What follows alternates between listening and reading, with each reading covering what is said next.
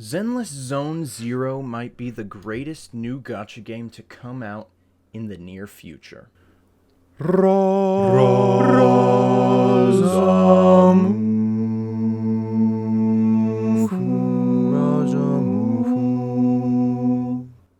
Welcome to a deep dive of sorts on Zenless Zone Zero, a new gacha game by HoYoverse, the makers of Genshin Impact, Honkai Impact 3rd, Honkai Star Rail, and many other gacha games that have come out recently that are experiencing extreme success. In today's video, we're going to be going over all of the info I could find within an hour's worth of research, talking about lore, gameplay, trailers, characters, enemies, all that sort of stuff. So let's hop right into it. We're going to start with the lore, kind of the background of this game. This game looks to be taking place in a city known as New Eridu. New Eridu is a futuristic sci-fi city, the last hope, the last city of Earth. Well, we don't know if it's Earth, actually. We have no idea if it's Earth, but it's the last city. It's this great utopia that has conquered the natural disasters, the apocalypse that has destroyed the rest of the planet. New Eridu also uses a lot of propaganda to create the image that they are the only people that can keep you safe from the Hollows. What are the Hollows? The Hollows are the apocalypse. They are the supernatural disaster that occurred on this planet that threatens the existence of all human and non-human life left.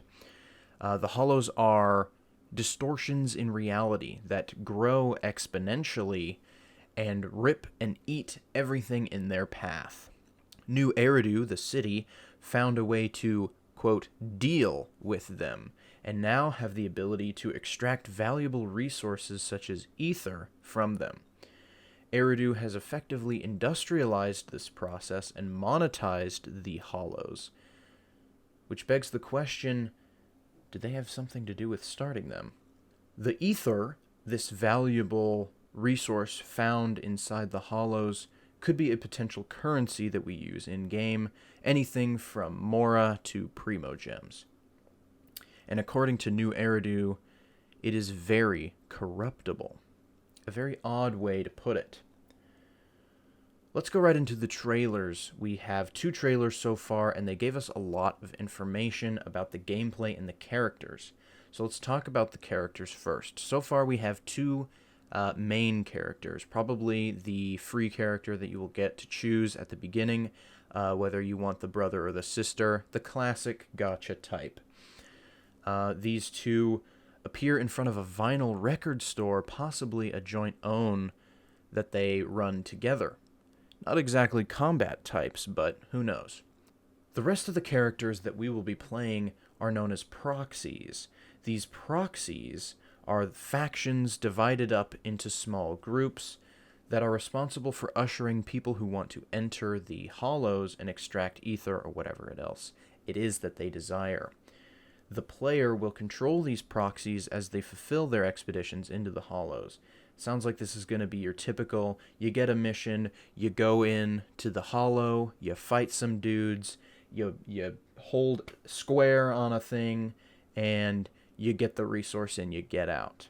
So far we have 5 factions that we have a name for and characters for. We'll start with the characters we know the most about, which is going to be Gentle House.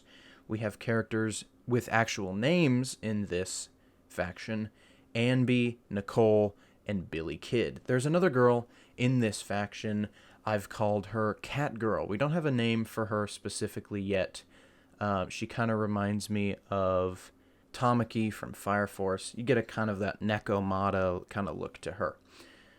In the next faction we know is called Unknown Faction or Defense Force, as it's dubbed in one of the trailers. We have the character Soldier 11, who appears to be a run-of-the-mill soldier type, quiet, reserved, but actually is the character that I'm most excited for out of the bunch. Our next faction is known as HSOS 6. It only has 2 characters that we've seen so far: classic fox girl with sword, and demon girl with flat hammer blade thing. The next faction we have is Bellabog Industries. Now, Bellabog Industries is actually a little interesting, and I had to do some digging to figure out exactly what it was called, because in the trailer it's almost impossible to read. We have Bear Dude, Delinquent Guy, and Crazy Hammer Girl.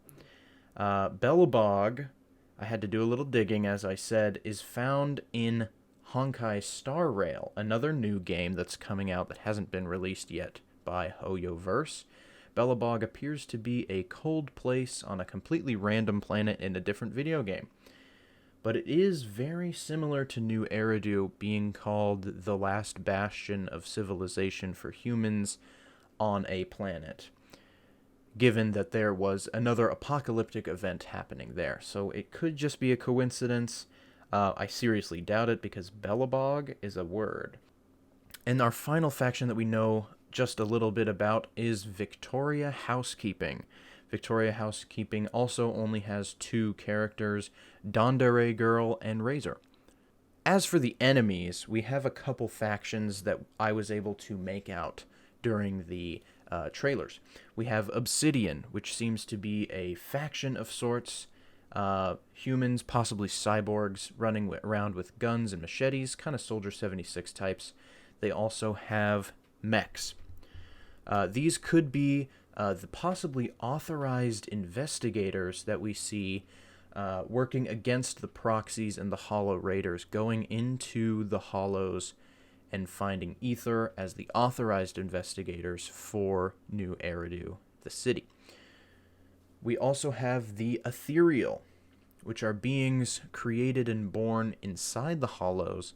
These are alien types, green crystalline monsters.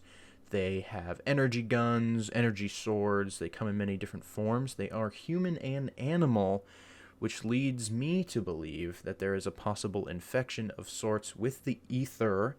It could be the source of this corruptibility. In another Twitter post, we also found the term the corrupted, which could be a separate enemy force or some sort of lower form of the ethereals. Now, as for gameplay, the trailer shows us sort of beat 'em up, just in a small arena, fighting ethereals, fighting corrupted, fighting the obsidian enemies. And we have a lot of character switching out combos, QTE combos, in this sort of beat 'em up wave survival kind of action gameplay. There's not a lot of running around, finding chests, exploring, solving puzzles. There may be those things, but in the trailers they didn't show us any of that. And it sounds like, from what we can gather, that there are roguelike elements in this game to be that kind of replayability that they want, that they haven't gotten in games such as Genshin Impact. If you want to hear more about my thoughts and feelings on Genshin Impact and Honkai Impact and Honkai Star Rail, I have a nice video on my channel already talking about how Genshin sucks. And yet here I am streaming Genshin every day of the week. And not playing Honkai Impact anymore. Whatever. As for the proxies, we have these factions that we control, and I can kind of see where we're going with these factions. Maybe we have some sort of faction bonus. If you have a bunch of the same faction in your team, then certain characters, the leaders of those factions, might get buffs. You might get a full buff for the whole team. Maybe you can combo between, like, if it's a team of 4, you can have 2 and 2. If it's teams of 3, then you can have 2 and 1. Maybe you get a solo buff, something like that. They could implement something along the lines of these factions. Hopefully, they're not just character factions for lore, and we can actually get something out of them. I think that would be...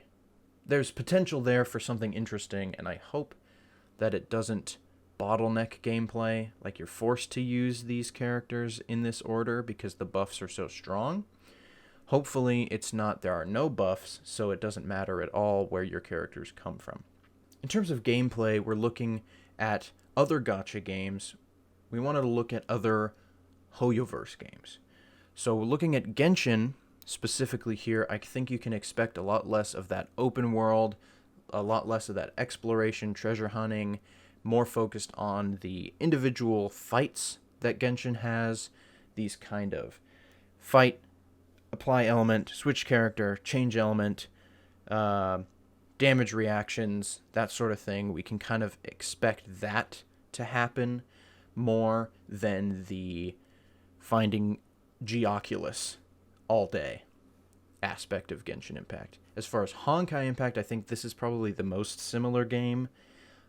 Moving into that beat 'em up type, you have these closed worlds that you can explore, air quotes explore, to find little collectibles as you go. You have your 3 stars you can attain for each mission, or your S rank or something like that. And it's just going to be kind of that beat 'em up, bash 'em up, mashers, along with quick time events and comboing between different characters. As far as Star Rail goes, I think it kind of is going to have that. It's going to have a similar roguelike element. I think Star Rail is going to try to have roguelike elements in it. And when you kind of look at all these 3 bits and bobs from all 3 games, you're kind of looking at Zenless Zone Zero. So I think they're taking parts and pieces of all the games that they have that they like, and the popular parts of their 3 biggest games coming out or already released, and kind of putting them all into this game together. I think that that is a very exciting prospect, and I sincerely hope, that we can get this game soon, and we can see that it really is a combination of the best 3 things from 3 very promising games. That's going to do it for the info that I have right now for you guys on Zenless Zone Zero. If you guys want to see more info about this game, feel free to comment asking questions. I can do my research, learning a little bit about this game in greater depth. So yeah, thank you guys so much for watching. I'll see you in the next one.